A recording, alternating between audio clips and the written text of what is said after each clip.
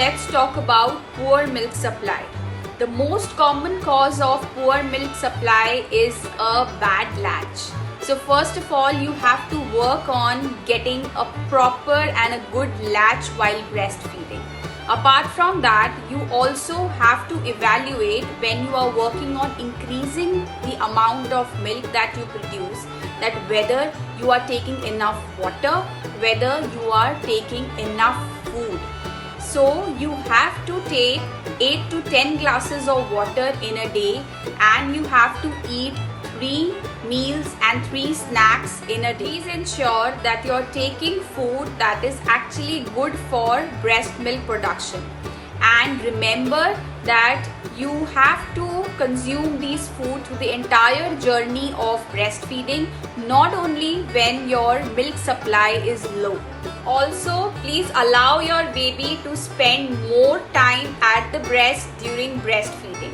Please don't cut the feeding session short. For example, if you're just allowing your baby to feed for just 5 minutes, it will not only prevent your baby to get the nutritious hind milk, but also your breasts won't be drained and it won't be stimulated for producing more and more milk.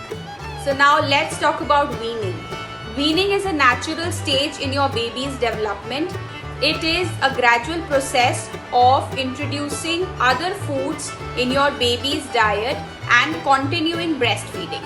So if you are planning to wean your baby from breastfeeding, it should be done gradually over a period of few weeks to months, because it can lead to engorged breasts and painful breasts, and it can also lead to breast infection.